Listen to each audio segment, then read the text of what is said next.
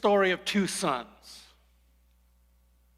One son, he had dreams in his mind. And what caused his dreaming was he worked on this estate with his older brother and his father, and it weighed him down. Man, I'm tired of this job. I would just like to sleep in the morning. Why do I have to constantly be dealing with problem after problem? Dad needs this done. He wants that done. I have to listen to my brother, deal with the servants. I've got animals all over. I really would love the life I want. And the life I want is not having to put up with any of this stuff. To live my life my way on my own terms. To enjoy the best of life. Only if I had the money. I will get the money. Dad will give me the money with my inheritance. But I'm going to ask him now. Dad, I don't want to be disrespectful, but can I have my inheritance now?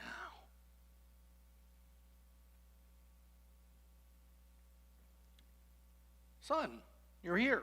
I thought you were busy over on the other side of the ranch. Dad, there's something I want to talk to you about. Sure, go ahead. Dad, I don't want to be disrespectful towards you, but can you please just consider this? I know you're going to give me and brother our share of the estate, but I think that it would work out just fine if you did it now. I wasn't ready to hear that from you, son. But look, okay, if that's what you want, we'll divide it up tomorrow. Oh, yes. It's all there for me. I can live my life today without having to worry about all of this garbage. Oh, that wine we had last year. I know where they make it. I can go there. The finest of meats. I'm going to have my own place. I'll just hang out for a while. Just to try to help out. I know Dad is disappointed in what I'm asking, but I can stay here and support the family. And that's what he did. He stayed at the estate for a few days. But the dreams never stopped in his head, especially knowing that within his grasp was what he needed to make all of his dreams happen. So quickly, it was over. He told them, I'm leaving. Took 2 days to pack it up and move on.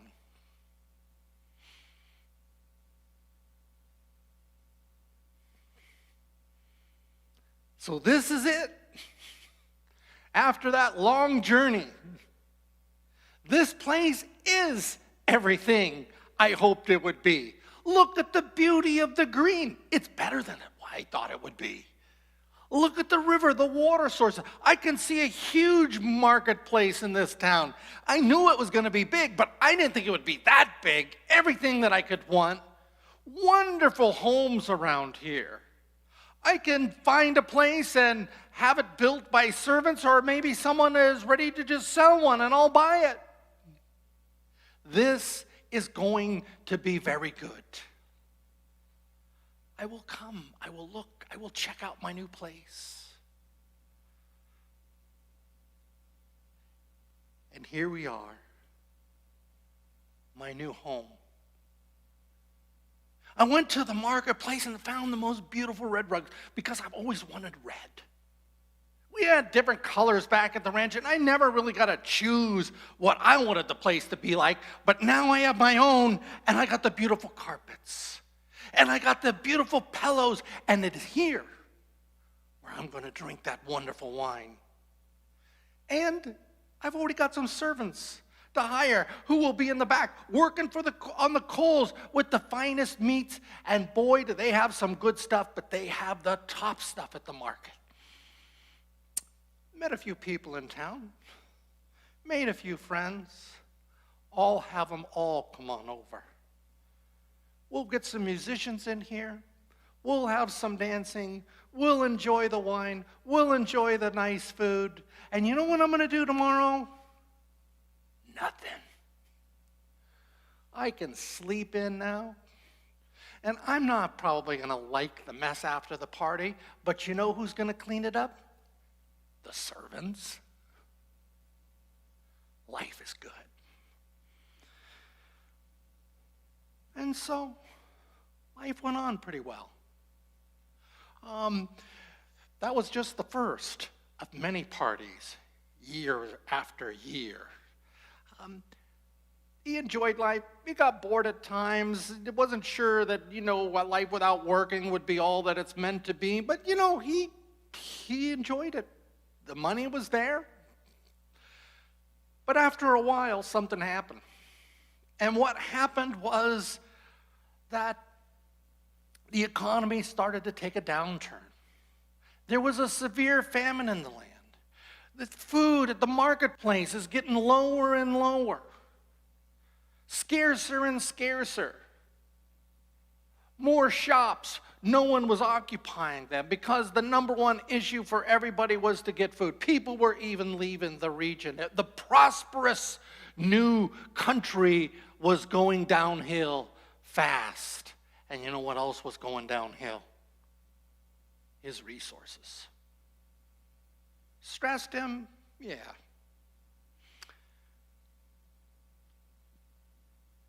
I am running a little bit low.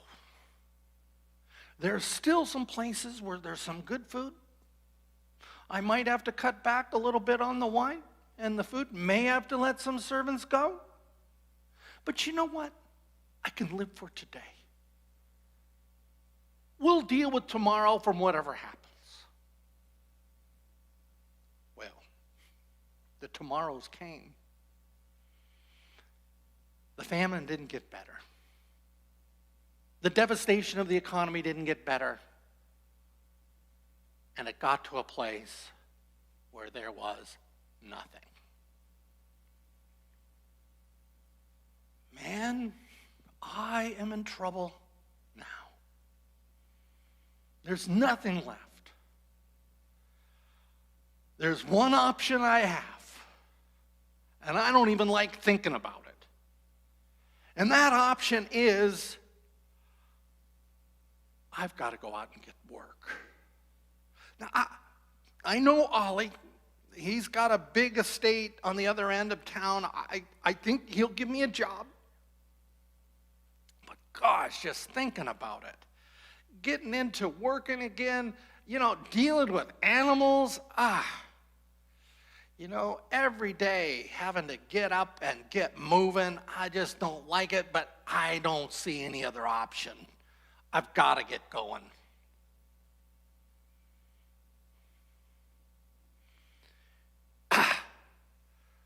Stupid bunch of garbage, stinky pigs. I hate this. I don't know why anyone would ever want to eat this kind of meat. I never had one my whole life. This is just lousy work.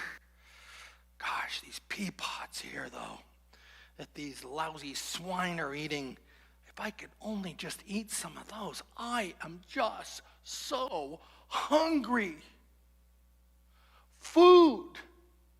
I wake up thinking about food. I go to bed at night thinking about food. I just want to eat. And all the friends that I've made in this town, nobody is willing to share anything with me.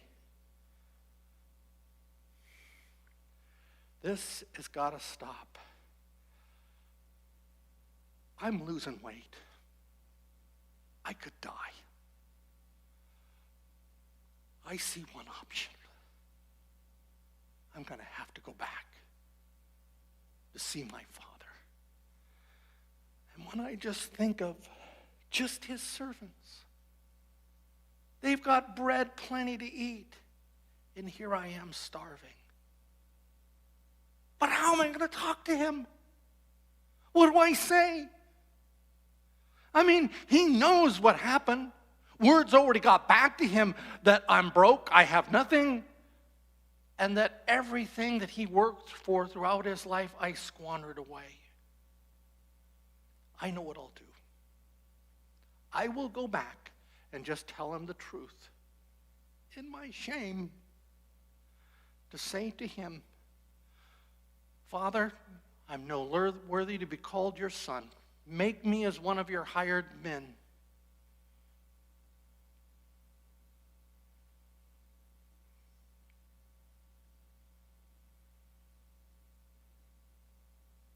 Father, on the ranch, on the estate, sees from a distance someone stepping onto the property, moving close.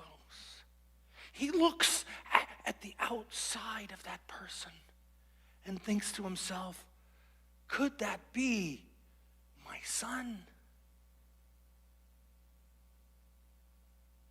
He says to the servant, look, is that my son? It is. It's my son. Toda roba Elohim Beni. Son. You're home. Everything I've wanted for so many years, and you're back. Get the finest robe. Put it on him. Get some sandals. Put it on his feet. Get a ring. Put it on his finger. And you guys, you go get the fatted calf and kill it, because we're going to have a party. My son is home. Father, I'm not worthy to be called your son anymore. I've sinned against heaven, and I've sinned against you. Just make me like one of your hired workers. You're home, son. Let's have a party and celebrate. My son was lost, and now he's found. He was dead, and now he's alive. Let celebration begin. The happiest day for me of my life. Well, the party did get going. And something else came. What came from the other side of the state was the older brother. And he just could not know what to make of what was happening. He looked at the house. What's going on here? I don't know. Music is over there. I can smell the beautiful meat cooking. Where's that fatted calf, by the way? Is that what's going on here? There's the music and dancing. All this celebration. Hey. Do you see what's going on at the house? What? My brother is home? That idiot loser has come back? But wait a minute. Really? My dad said that he needed to have a celebration because he is safe and sound, and Dad is all happy about this? Dad knows as much as I do. I mean, this guy, he just blew everything that he was given. I'm not going in there. No way. So there he stood, outside the house, refusing to go in. His father looks from a distance, sees him standing there with a sour look on his face. he decides, I'll go out to greet him. Son, your brother's home. Come on in and celebrate and greet him. You haven't seen him in such a long time. What, Dad? You want me to go in there and be eager to meet him after what he's done to this family? Come on. And Dad, what are you doing? Why are you having this party here? You know, I can't believe it. After all he's done, where the heck has he been in the last few years? Who's been keeping this place together? I'm the one making the estate work. All of us together are working hard to maintain this place, and he's nowhere to be found. Oh, we know where he was, though, don't we, Dad? He was way off in a distant country, just living the way he wants to. He had all that money to spend, and he was spending it. He had his prostitutes and his wild living, his parties. What did we have? And now he comes home, and you want to celebrate his coming home. No! This is not right. If I was you, I would have just kicked him right off the property. How could you be that way? Son, the family is together. We have to celebrate. Your brother was dead, and now he's alive. Your brother was lost, and now he's found again. Son, everything I have here is yours. You will be with me forever. Our family is back together again. We can celebrate.